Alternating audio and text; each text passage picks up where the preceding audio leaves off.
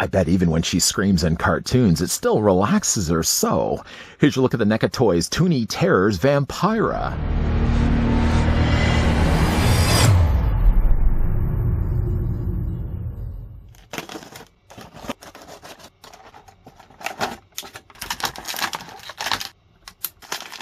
Bring the fun of Saturday morning cartoons to your horror collection with these adorable little creeps. Pick your favorites or collect them all and make every day Toony Terror time. Certainly don't want to waste any time. Speaking of waste, there's like no waste at all of Vampire, one of the notable traits of the character. Of course, while I'm going ahead and measuring off the brand new Toony Terrors Vampire, I'd like to thank the folks over at NECA Toys that once again did provide the sample we could have a look at. Vampire, as well as all the rest of the lately looked at Toony Terrors, are available right now in retail stores and online. Vampire, though, stands 5 inches in height, or the figure's 13 centimeters tall. To compare the horror hostess with the mostess, here's what the Vampire looks like with the earlier looked at standing version Toony Terrors Elvira. I guess I could easily have brought in also the laying down Elvira on the couch, but at least this gives you guys a size idea of how the figures are both scaled the same. We recently also looked at the Toony Terrors House of 1,000 Corpses Captain Spaulding. You can see he's quite a much larger figure when you compare him against the two female figures. And speaking of other female figures, we can bring in the Toony Terrors Exorcist Reagan, and because we never really get the chance to bring them in, here's also what they look like, or here's what she looks like with the Toony Terrors Shining Grady twins. The Vampira show first debuted on the Los Angeles TV station KABC-TV on April 30th, 1954, and sadly it lasted less than a year, wrapping up things on April 2nd, 1955. Perfectly portrayed by actress Maila Nurmi, her lasting power and influence is still something we see to this day, obviously being a big influence to Elvira, and still you see lots of Vampira merchandise still on store shelves. Now, when it comes to the Toony Terror release of her, she comes included with only one accessory, that being a skull. I sort of have scratching my own skull, trying to figure out what it serves. Because looking at it, obviously, you would just be thinking it's just a skull accessory. It really isn't supposed to be doing anything until you look actually at the bottom of the skull and realize there is a very unique style of peg on the bottom of this, almost as if it's supposed to belong to something. Now, immediately I would have went to the approach of thinking it would be a swappable headpiece, but obviously she will not be walking around with a skull. And even then, to pop the head off, which I have, it is the same style of ball joint as we saw with the Elvira. So you really can't then use this as a replacement head for this one, obviously, unless you just wanted to sit this on the ball joint loose. I don't understand really what specifically this is for. If this was completely closed shut, then I would just imagine this would just be something that she's going to be displayed along with. I mean, you could take the figure for all intents and purposes.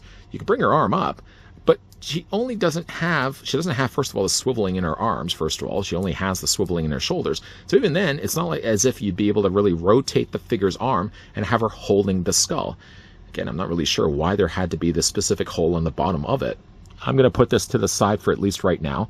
And as we get, though, a closer look at Vampira, a really nice release. This is one of those figures that I always felt would belong as a Toony Terror. Now, up to this point, of course, we've always gotten the follow-up figure, sort of more the 80s version of Vampire, with that being Elvira. And you can see there's definitely a lot of influence really between the two style of characters. One thing that's always been notable about Vampira is her very narrow waist. Something that Maila Nurmi was always really proud of, the fact that she had as narrow of a waist as she did, but it's also one of those things that gave her that instantly looked at kind of hourglass figure. Her face is very iconic in the fact that she does have the little mole off to the side, long flowing locks of black hair, and very high eyebrows, nicely captured here on NECA's part. Now again, this being a Toony Terror release, very limited on the way of the articulation. I mean, if you were to say, look at this, I mean, we can run through this right now. I almost suspected, first of all, that the figure would have had, say, waist swivel. Because you would have thought, like, they were drawing attention to the fact that the figure has as narrow of a waist as she does. And yet, there's no waist articulation. As much as I try, as much as I want, you can't actually move the waist on Vampira. You can, however, though, move her head, but there's very limited limitations to that, just simply because she has the hair really so close to her shoulder, you really can't move the head back and forth. Really, if anything, the only posability that she possesses is only just strictly in her shoulders, and that allows, again, the arms to rotate all the way around. You could have her giving, for example, a very surprised look on her face, or again, you can also have the arms a little bit more higher up, as if she's kind of creeping through, or kind of walking her way towards you in that sort of fog-like hallway that she would have at the opener of the series. Now, interestingly enough, though, on the bottoms of the figure's feet, she doesn't really have any feet for that matter. She's very, very similar in the way of Elvira, in the fact that she doesn't actually have sculpted feet. But what they've done instead is Kevin kind of given the outline of where her dress would be, and then sort of snaking out from that. This sort of kind of looks like an octopus, a shadowed like octopus. All these nice little points that they've sculpted out from the dress itself. It's a very nicely sculpted, very simple looking design, but is one of the things that I always remembered about Vampira. Been lots of caricatures of her. She's always one of those characters that appear on t-shirts, stickers, and anything you can really think of when it comes to any monster merchandise. Vampira's right up there along with Elvira. And I'm really glad to see that she really did get the honored place, the honored position really to have a Toony Terror release from NECA Toys. Yes, again, she is very limited when it comes to the articulation, but that sort of goes with the territory when it comes to these Toony Terrors. You're really not going to be getting much of anything when it comes to these. At the very least, usually, even when we looked at Elvira, for example, her head was really only just, again, on the bulge joint, and she only had just the swivels in her arms. So really, for that matter, Vampira is pretty much exactly the same build of body. Maybe not the same build of body. While she maybe doesn't have as much on the top there, she certainly has a lot less of it down below in her waist. A really nice release. If you get the chance to find this one, a really nice release from the folks over at NECA Toys.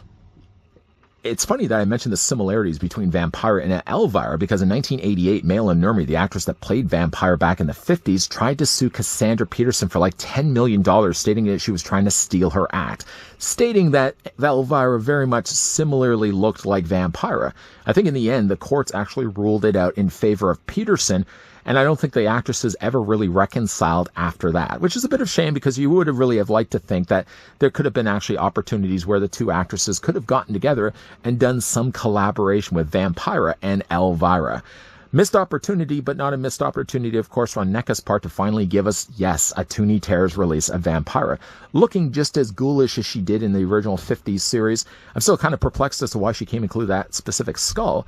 I wouldn't be as worried or wondering as to why the skull has to have or be an accessory if it didn't have a hole on the end of it. The fact that it has a hole, it makes me think that it belongs to something else. Maybe it was supposed to be an accessory that went along with the skull and NECA just ultimately scrapped it. Because it isn't a case where you're going to be swapping it out. I mean, it's not like we're going to be walking around Vampira here with a skull on the top of her head. I just don't understand why it had to be a peg on the bottom of it. Unless it was just a way to make it hollow so they didn't have to make it as a full solid piece of plastic. That's my only guess. Does anybody have any ideas as to why that skull has to have a unique peg hole? Let me know down below in the comments section. A big thank you once again, though, to the folks over at NECA Toys that did provide the sample of the brand new Toony Terrors Vampira that we could have a look at in this review. If you guys enjoyed this video, I want to hit it with a like. If you guys are loving the content you guys are seeing, and you want to stick around for more Toony Terrors, popping up also, by the way, there at the very end of this video will be a playlist. So yeah, you can check that out also as well. That's all the other Toony Terrors that I've done up to this point, with all the future ones showing up on there as well. But yes, to backtrack just a little bit, make sure you hit that subscribe. Make sure as well you're turning on the bell notification. And more importantly, make sure you're coming back here on a regular basis because we always got new content popping up here on this channel. And of course, as always, guys, thanks for watching. See you guys next time.